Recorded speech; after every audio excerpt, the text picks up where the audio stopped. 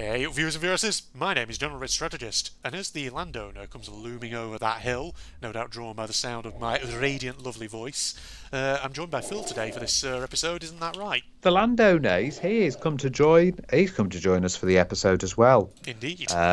Which is interesting. So see how it gets on, Yeah. and see if he wants to come and partake in our discussion. Do you want to partake, or are you just going to kill us? He's probably going to kill us, isn't he? No doubt. Indeed. I was about to see if I could make an attempt there at impersonating the sounds he makes, but I thought, no, it would just sound weird. God, it does make some very, very odd sounds, though. Yes. Very loud noises. Or something like that. Yeah, and then when he stomps you, well, you basically add it when he stomps you down with his stick. Yeah, you're basically dead at that point. Yeah, if you he gets you. can't do much there. No, you can't. Basically. Yeah. But how are you doing, Phil? How are you doing over there? How's life treating you? You know what we never do? We always ask how each other's doing, but we never ask how the viewers are doing. Yeah. I'm doing well, you're doing well, but viewers, how are you? Yes. How are you? What's your life looking like? Indeed. Are you doing okay? Are things popping well? If you're in the UK, we've got a nice bank holiday.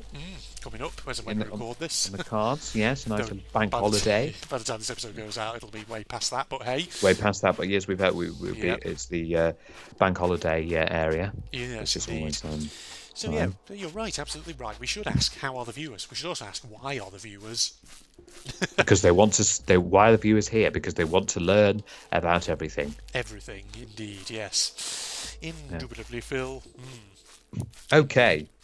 So, interestingly, you remember a couple of times we've done your favourite things, haven't we? Yeah, we have indeed. Yeah.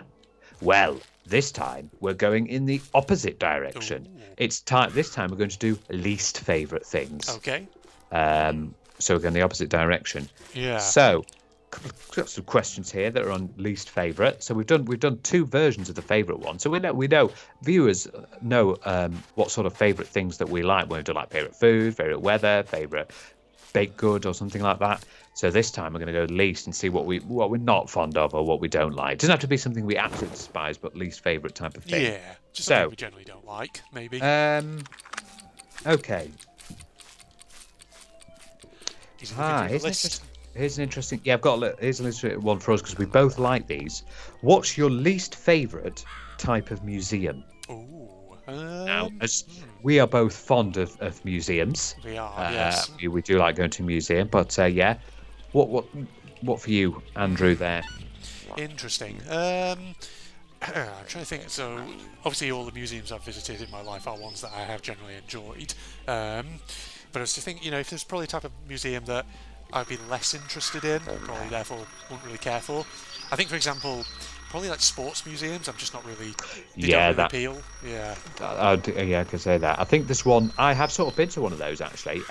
Old Trafford, which is the home ground of Manchester United. Yeah. They have a little museum in there all about the various things. I didn't mind that actually. I was okay. Yeah, I see where you're coming in. I get it. Yeah, it's not one of my favourite either. Yeah, it's not because I dislike the idea of it. It's more just because I'm not sort of big into professional sports and things like that. So it probably just wouldn't really grab my interest. As much as museums on things like history or stuff like that, or science and technology or whatever. Yeah, so that'll be your least. For me, they're okay on occasion, but sometimes art galleries. Yeah. I can understand the importance of art in various places, but sometimes it's just I can find it a little bit boring just looking at artworks or things like that. Yeah. So those would be my sort of least favourite type of museum. Yeah, I can agree with you actually on art galleries. It really depends on the gallery or question. The gallery or museum in question. Because there are some that I've been to which are really, really cool and have some amazing art in them, but then there's others which just haven't really kind of grabbed me all that much. There's some silly thing as well where someone wanted to see how far people go with regards to art, and they got a pineapple and just put it on a plinth and then just left it, and it was just and everyone started taking pictures like, oh, this is great art, this is great. It's a fucking pineapple that someone's just placed there. That's actually, probably the kind of art museum that I wouldn't be interested in, sort of like more modern art. I like traditional art, I would definitely probably be interested in seeing, Yeah, like go and see like the Mona Lisa. Yeah. That would be fantastic. Although you can't even get anywhere near it nowadays because of all the... especially that time when someone stole it. Oof. Yeah. Yes. Yeah, so that answers that one then, ladies and gentlemen. So those are the types of ones that I like as well. Okay. What to do? He's picking out another in for you, ladies and gentlemen. Another least favourite. What's your least favourite part of your daily routine? Ooh. Least favourite part of the daily routine. I mean, it's probably just all like the sort of very boring, just routine household tasks, things like that just need doing. So, like, you know, after I've had my evening meal, just things like just wiping down surfaces and all that. Oh, it could be annoying. Yeah. Not that it takes ages to do that. But it's just one of those things you have to do. It's not that I dislike doing it. It's just obviously it's not your favourite. Yeah, least favourite. Okay, what about if we split that into two? So least favourite. What about your least favourite part of your daily routine on a work day? You know, when you're getting up for work Sometimes it's probably if I've been hit by sort of like a deluge of emails from people all asking questions about certain things, when I've sort of got in mind that I want to focus on this and do this today, but then obviously you get distracted by freaking emails because there's like so many of them. People just sort of, oh shit, I just pressed a button that toggled debug mode in the game apparently. What the hell did I just press that made it do that? Are you in debug mode? Oh, you can do Apparently anything you want now. Debug mode now. Oh, probably invincible against the landowner. The landowner will never kill you. Yeah. What the fuck did I just press that made it do that? I don't even know. Oh well. So that'll be okay. So that'll be that one for your daily routine work. I'm just thinking for me. So first of all, the daily routine on like normal things. Housework can always it's always like, I suppose it's always like the go-to thing to say is housework when you do your daily routine. Sometimes it can be things like cooking, because cooking can take a long time depending on the thing that you're cooking. Like if you do like lengthy stuff, like if you did like cottage pie or something. Cottage pie, shepherd's pie isn't too bad because you get the mince and then you just put the potato on top, but then it's got to go in the oven. But if you're doing like something lengthy, like if you're doing like a roast dinner, Jesus. I would say with kind of like cooking and things like that, I mean, in most cases I think I wouldn't dislike sort of the lengthy cooking process, in the sense of obviously like at the end of it you're going to have a nice meal hopefully, and things like a lot of them sometimes it's just like the prep time before you put things in the oven, because especially if there's a lot to do. But I think probably what would make it sort of worse there is if you're sort of cooking a dinner for people, and so you've then got that added pressure. Christmas dinner. Yeah, something like that. Yeah. So on let's think for work, when the daily routine of work day. I'm just trying. Sometimes when I'm getting my when I'm working from home and getting my laptop set up for work, sometimes it can take ages because it's got to because it's between the office and the work PC, it starts installing changes and everything. And that gets really annoying because it's like downloading everything, and you're like, oh, for God's sake, I need to get going, I need to get started, stop downloading and having to authenticate and everything, and like, no, now's not the time. I need to get on with working. Yes. Right. Another least favourite thing now. Okay.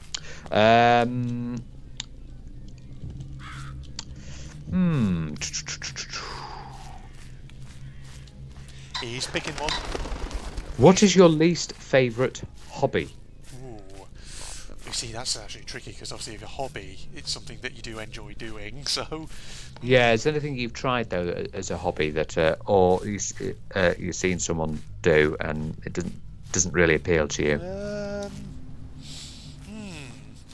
It'd probably be, again, sort of going back to the sports thing, like certain sports though, to be more sort of precise, that just don't really kind of appeal. For example, I'm not sort of big into certain sports like football or things like that, for instance. So it's not that I'm sort of completely disliking sports. I think it's just there are certain sports that I prefer to engage in as opposed to others, to put it that way. So yeah, something like football probably would be something I'd be least interested in. Football, yeah. Mine would be video games. Yeah. Wow. Not fond of that, no. No, he loves his video games, as our Phil. Things that I don't see appealing at all would be things like knitting and crocheting and things like that. I see my mum doing it sometimes, and it's just I just look at it like, nah, it doesn't really appeal to me at all. And just there was a part where I don't know about this one, but when we were younger, we used to go with parents caravanning. All right. We used to go for a caravan. It was all right. There were some moments though where it did get a bit boring. Yeah. Because you sort of entertain yourself in different ways. You see, caravanning, that's something that's never really appealed to me, to be honest. Just the thought of frigging spending a week in this tiny enclosed little space with a bunch of other people with like this tiny cramped little shared toilet and all that. I think no thanks. Yeah, well, usually most caravan sites have toilet blocks, Yeah. so you'd go there mostly to do things because remember it's connected to a chemical toilet inside the caravan. So, but that's sort of thing for hobbies for me. Aye. Yeah. Next one, Phil. Your least favourite subject in school? Oh, right, that was definitely maths for me. God, I wasn't great at it. maths. Yeah, maths was for me. Maths was good, but I would say art. Art, yeah. I didn't like art. Didn't like it. wasn't fond of it at all. I really found it boring. Yeah. I just can't be doing all that. I've got no artistic skills at all. Like all I could ever draw is the famous just a stick man or woman. In the house. Yeah. Where you draw a house and then you'd the little sun in the corner. That was it. That was all. I didn't like art. To be honest, I wasn't too like maths was. There were bits that I didn't mind too much. Yeah. But I mean, there were some moments where I did find it a bit annoying with various things like algebra. Aye, yeah. That was a big one. Yeah, same really here. I mean, mathematics was one of those ones where when I did my mock GCSEs in like year 9 or whatever it was, I remember getting a D on it. And when I actually then did my GCSEs, I mean, I had to sort of sit down and do a lot of revision. I eventually came away with a B, which is okay. Which is fine. Oh, fantastic! You did better than me. I got a C. Really, yeah. But it definitely was the subject that I just wasn't really kind of. I don't know. I always just saw it as one of my more challenging subjects. But the thing is, like, yeah, there were certain aspects of certain math lessons sometimes, depending on the topic you were doing, which weren't too bad. I always used to enjoy doing like shapes and nets and things like that. Yeah, but other stuff, like algebra and stuff like that, I just no. I know algebra. Why do you feel the need to put letters in numbers? Yeah, there's no need. No need for that. Come on now. Because there, you obviously like with algebra, you're getting into like conceptual mathematics and stuff like that, which is getting real advanced stuff. Quadratic equations. Remember that? Oh dear. Indeed. So that's the answer to that, folks. Okay. Now you remember quite a few episodes we had to talk about a hometown, didn't we? Oh yeah, that's right. What's your least favourite thing about your hometown? Old people. There we go. Is that old people? Wow. Well, you're going to be one of those one day. I know. So. No, that's the joke answer. Probably the serious answer would be that. I mean, this situation's actually kind of improving to an extent as time goes on, but my hometown is one of those towns that could really do with increasing some of its kind of like cafe bar sort of sector, I guess, if you want to call it that. It could just do with a more sort of like nice like cafe bar places where you could just go out to during the day, just have like a coffee with friends, things like that. Kind of just improve the social scene in it a bit, because like I say, it's getting better. It's getting more and more of them, but for a long time, my hometown was just one where kind of it was so full of old people who just didn't really like change that it took a while for any sort of real new stuff to happen. Yeah, it's one of those sort of places that is ideal for old people to retire. Yeah. I think that's the thing about it. Yeah. Indeed. It's always least favourite thing. I'm trying to think of mine. What's my least favourite thing about the hometown? It's hard actually because my hometown was pretty decent. Yeah. I do think actually that they were a bit quick with putting up new shops and things. Yeah. Like I was enjoying like all the shops and there's just like new things that they got, and they got rid of some old stores for things, and just like other things like popping up straight away. And I found that I didn't like the immediate jump. I mean, it's nice to have like things like big supermarkets and things that pop up like that, but it just came a bit too quick when other things there were really good. Yeah. I mean, there used to be a fantastic co-op, but they got rid of that. and some other things to make way for the big booths. The big booths, yes. But so that would be me for my least favorite thing for my hometown. Yeah. On to the next one, Phil. Right.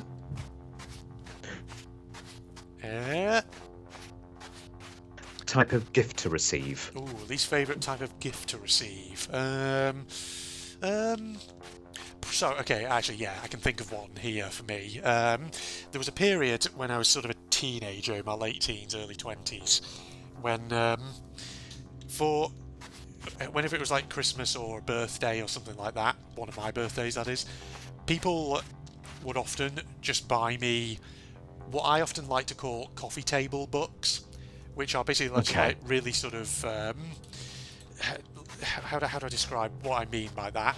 Sort of like kind of cheap, just the sort of like books which are small, bite size, and usually just deal with very sort of mundane topics, the sort of things that you just buy and just put on your coffee table in your house. So like little list books or things like that. And it got to a point where people would constantly buy so many of them, I just would never read them. And it just like, eventually I got to a point where I said, okay, just if you're going to buy me a book, actually ask me what sort of books I'd be interested in, or if there's any that I really want to get, and therefore I'll tell you, rather than just thinking, oh, this looks like something that Andrew might be vaguely interested in. Because it eventually got to a point, like I say, where my bookshelf was just crammed full of books that had been on there for years, I'd never read them, and I was probably never going to read them, and eventually I just would give them away to a charity shop. That's the thing. Yeah, that would be something I'd say there. I know that when you're little, one of the things you didn't really like was getting socks. Socks, yeah. Yeah, but now I don't mind those. Yeah, I like getting socks. I like that as a gift, getting socks and things like that. Yeah, because when you're an adult, you love kind of functional stuff that you can actually use, actually fills a need. But for me, sometimes some of the gifts that I'm not really fond of. Sometimes we get those stupid little joke or gag gifts. Yeah. Or something like that, where sometimes a bit of fun, like whoopee cushions or something like that, but eventually it just gets a bit old. It's like one of those things, you'll use it once, you'll have a laugh about it, and then it'll get shoved in a cupboard and will never ever get brought out ever again. Exactly. Yeah, you're not going to need it. I mean, yeah, right, whoopee cushion, yeah, fantastic. Makes fart noises. Yeah. Well, after a while, it's going to be like, it's getting boring, or so, something like also as well, like a back scratcher. What? I don't really need a back scratcher. It's not on a daily basis. My back suddenly gets itchy. Yeah. But yeah, those are little mundane gifts. But yeah, socks. I love socks now. Yeah. That was the thing when you were a kid. You'd hated those at all. Righty ho. Okay, what's your least favourite thing about dining out? Ooh. And it's interesting, actually, because we've sort of talked a little bit about dining out before, and there's definitely things I can think of for that in terms of, for example, if you're going out for like a meal in an evening, and I was about to say, least favourite thing about it is when there's kids, but it's not kids per se, it's kids who are sort of running around making a lot of noise and the parents aren't really controlling them. That kind of thing. That can happen, yeah. If there are kids, but the parents have got them within line, that's fine. That's fine. That's fantastic, because they're keeping them entertained and everything. Obviously, you can understand from a kid's point of view, they're getting hungry. Indeed. And then obviously there's waiters constantly going past them with food, and they're like, they're not coming to them. Yeah. So. Indeed. And the funny thing is, when you get your meal at a restaurant, you usually like to wait until everyone gets their food before you start eating. Not with the kids. They'll, as soon as it lands in front of them, they'll be diving straight in. Yeah, indeed. So yeah, I mean, definitely the whole thing about noisy, out of control kids is definitely a thing. I would sort of point to, which I've sort of talked about before. What about you, Phil? Yeah. Obviously, I remember once you mentioned people on the phones. Oh, yes. Yeah, that can be a big thing. Okay, that doesn't happen as much anymore. I'm not too fussed about that. But sometimes when you get because it can happen, I know it's more on the customer side, but rude waiters and waitresses, that they can happen. Yeah. Or ones which sort of want to rush you to leave. Yes. That can be annoying, can't it? That can be annoying as well. What about where you can only get the one table? There's one table left. It's right next to the toilet. Yeah. I know that can't be helped, but or service, especially something that really can be annoying is service. Like when you're waiting ages, like if a place is like really, really busy, Yeah. you sort of understand. But if it's not so busy and it's taking ages for the food to get you, it's one of those annoying things as well because you're like the waiter coming out with food and they're like, as they walk past you. Yeah. You think they're coming to your table. Oh, is it? Oh. Yeah. Indeed. As actually say with sort of like staffing and things like that, if you are a waiter in a restaurant or something like that, then the little tip is, because this is based again on sort of not personal experience, but I remember my parents once telling me about sort of a restaurant they'd been to where the service wasn't very good, because it was like, food taking ages to come out. So then they like collared one of the waiters and said, it's just our food taking a bit of a while. And the waiter's response was, well, I didn't take your order. And it was like, it doesn't matter if you didn't take the order. Can you check for me? Yeah. I think it's like, it's like kind of lateral thinking a bit, sort of like that. If you're a waiter, think about not just obviously the tables that you're waiting on, but also, be prepared to sort of, just think about what is going on with the other tables. Is there anything that needs sort of urgently doing? Anything like that? Is there anything you could be doing to just make the service a bit better? Things like that. So that makes sense. That makes sense. Indeed. Indeed. Okay, well we've been both in this sort of role, so it'd be good to get least favorite type of customer service experience. So for me, probably just. I mean, I know it's cliche to say sort of rude customers, but so customers who kind of just come in with the mentality of I don't give a shit if there's a actual reason as to why the service maybe isn't so good, but they're just demanding, and as a result, you're trying to explain to them, what's going on, because the thing is, whenever I'm at a restaurant or anything like that, I always try to be nice to the waiting on staff and be understanding of if there's problems, anything like that, delays in the kitchen or whatever, stuff that's especially if you're in America. Oh my God, where they have to rely on tips because their wages, they don't get enough in their wages. Indeed, they have to rely on tips. That's why you always sort of like a mandatory thing to tip now in the US. You don't have to tip here. But that can be annoying. Obviously, we've been on sort of two different sides of customer service. You've been like at the customer facing, whereas I've been behind the phone in a call center. Yes. And even on that sort of thing, where they, they're raging at something that isn't your fault. Yeah. like when I was in the call center for that, it was T-Mobile, and they were screaming at me, "Why is my bill so high?" I don't fucking know, because you're spending things. That's why your bills are. You're adding additional things. I didn't add these things. Well, you must have done. Who added this additional feature for you on your phone bill? It was the ghost of Christmas past. The ghost of mobile phones future. There we go. Yeah, it's like I always think to myself, like, when you're calling a call centre, why start shouting, getting angry at that person on the other end? Especially because I know that if I was the person in the call centre trying to deal with your problem, the last thing I'd probably want is someone shouting in my ear, because then it would be hard to think and concentrate on what I'm doing. Because I'm trying to solve your problem, just like give me the space, give me the headspace to think and concentrate, please. And you've had a few moments, obviously, when you worked at Pooh's. Obviously, had that customer who was like, because you were serving a woman, and the woman went to get another item that she forgot, and then when it came to him, it was like basically it was there was a queue, and there was a woman I was serving, and I said to her, because we had this sort of offer where it was because she had a kid with her, if you go to the kids section and you get 5 items, it comes out at a slightly lower price. So she was like, oh, I'll go and get a 5th item then. So she went off to go and get a 5th, and the guy behind her then sort of said, oh, could you serve me then while we're waiting for her? And I was like, okay, well, I'll try. But obviously on our till, there wasn't an option where you could just select everything and then just void it all. Delete it all. Yeah, but you've got an episode on customer. I think it's episode 213. Would you believe, on customer service? So I basically started because you can only void each item individually. So as a result, I have to click on everything individually and void it. But by the time I've got through it, basically she his back, and like he got this guy who had been behind it got like all friggin' just snarky about it, and he was like, I tried to explain to him, he said I don't care. He was like, all right then, well fuck you then. I didn't have And to so say you that. reached over and you slapped him around the Yeah, face. you see, I said to you before, but it's just one of those moments where I'd be tempted just to sort of like say, all right, fuck you then, but obviously you don't. Why can't people who work in Yeah. customer service why allow them one moment where they can, slap the customer or do, Yeah, tell them to piss off. indeed.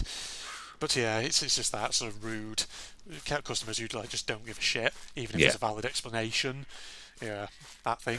Okay, least favorite thing about flying. Flying. Yeah. Okay. Um. And in that, I'm including the rigmaroles in the airport, because I would Yeah. say going through security and all that, Indeed. especially if there's a huge queue, Yeah. that could be a rigmarole. For me, I would say security, Yeah. but I but think, with yeah. regards to flying myself, no, I'm going first this time, I Andrew. was just Fuck thinking, off! sorry, gone. How dare you? No, How I'll let dare you go I? first, because that's how the process gone. Yeah. So what would you say?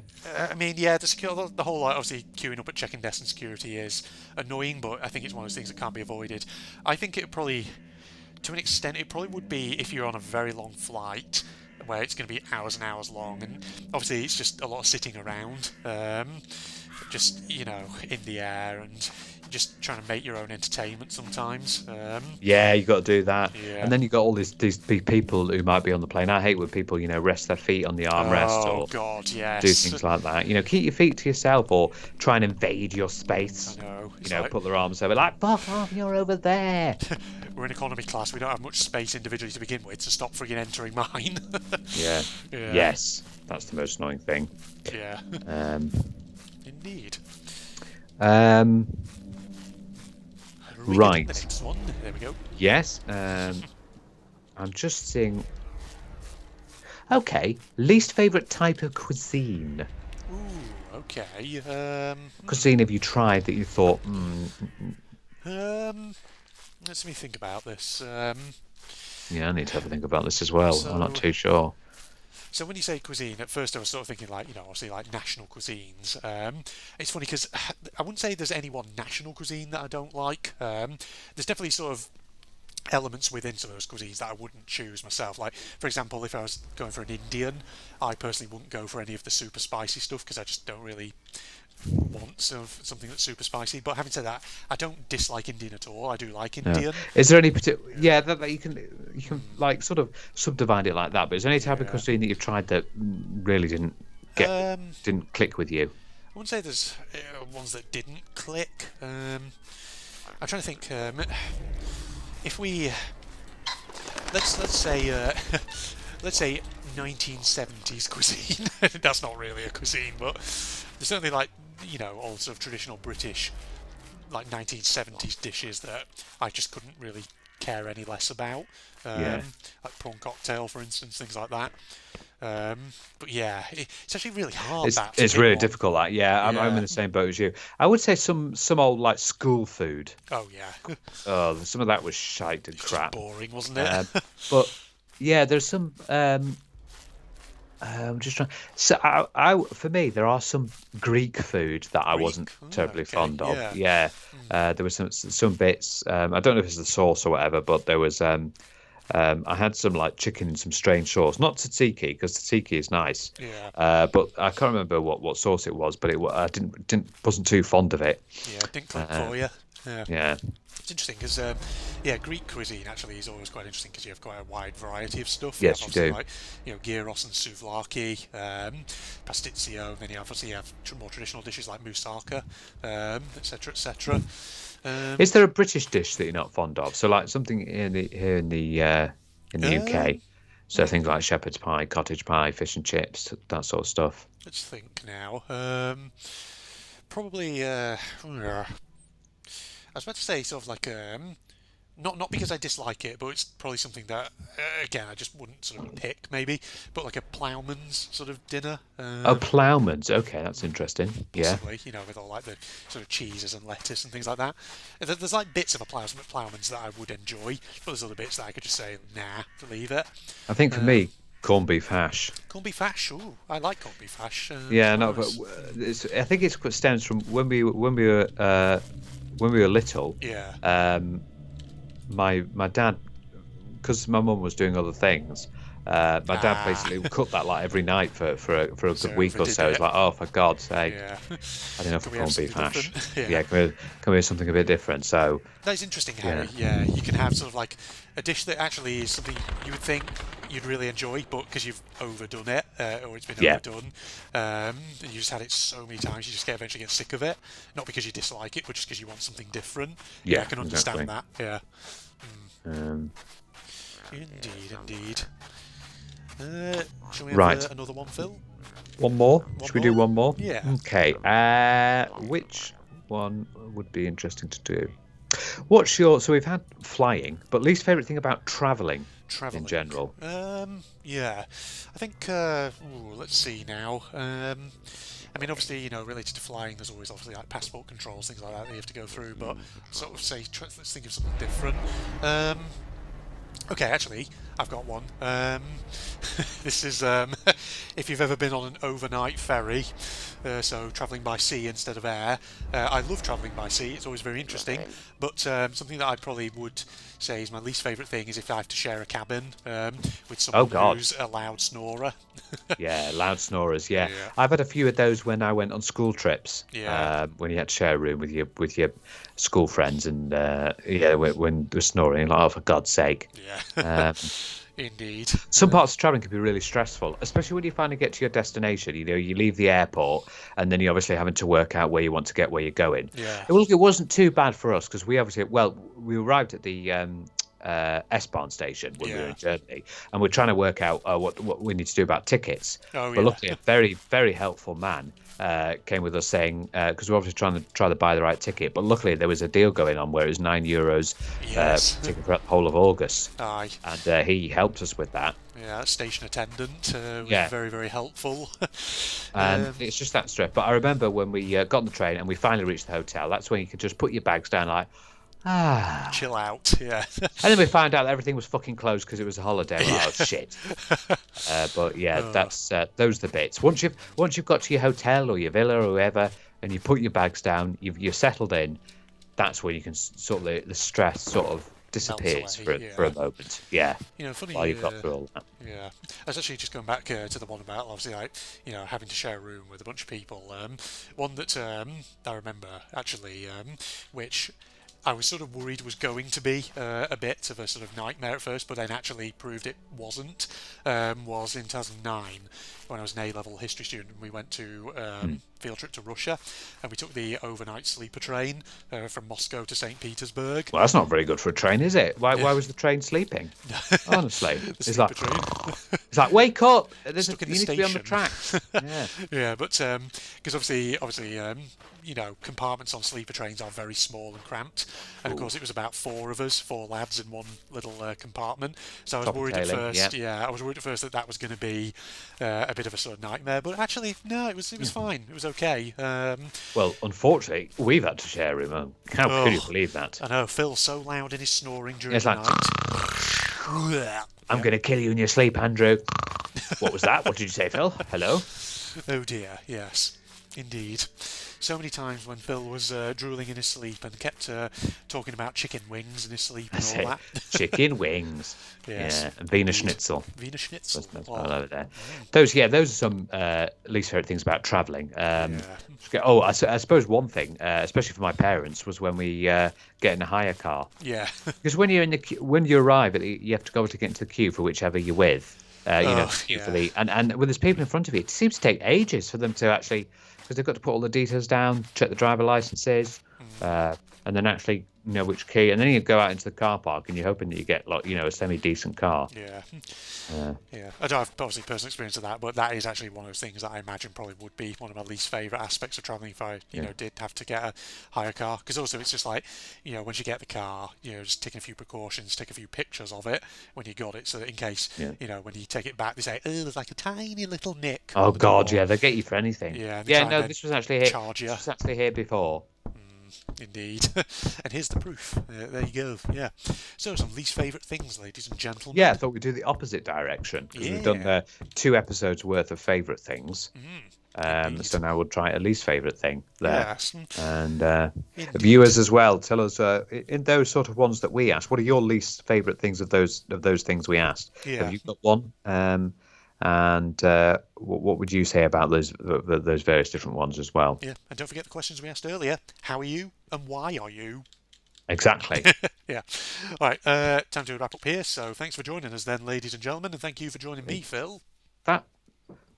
Is that the moon in the game there? Yeah, that's the moon. Fucking hell, that's huge. It's der Moon, yes. My God. That is not German for moon, if you're trying to be German there. Mond, isn't it? Mond, yeah. Yes. I remember that from Wolfenstein The New Order, where they've got that, Oh God, yeah, the Beatles version song. of the Beatles. Yeah. Oh, it's so good. That's so clever. Mond, yeah, that one. Yeah. It's so good, that. Indeed, yeah. All right, Facebook and links are down below. Love the link to my propagandist channel for anyone interested. And if you enjoyed, a like is of course always appreciated and all that jazz. But Andrew's trying to do his outro before the moon descends. Yeah. Oh, it's nearly there. Oh, nearly there. Nearly there. Can I end it? Can I? Maybe I should. Oh, it's not. Maybe I should talk really slowly. Goodbye, everyone. The moon's nearly gone. It's nearly disappeared from view. It's nearly there. It's nearly there. Go on, moon. Go on. You can do it. Bandicam recording. Go No, on, I haven't. It's still going. Go on, moon. Go on. Go on, moon. There Go on, it moon. goes. Yay! There we go. The moon's gone. Yes. Right, now let's wait for the sun. Oh, bollocks. All right, well, we're going to be here for a while then, aren't we? A good few minutes, so I hope you prepared some topics to talk about then, Phil. Okay, so let's start from the beginning. What's your least favourite form of travelling? Oh, that one, yes. All right, goodbye, everybody. Bye. Oh.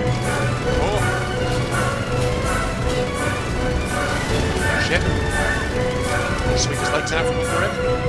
Saying it up. Oh, God, we're all up there. Okay, I think I just hit something that blew up. There's a couple of things up there that look like they blow up.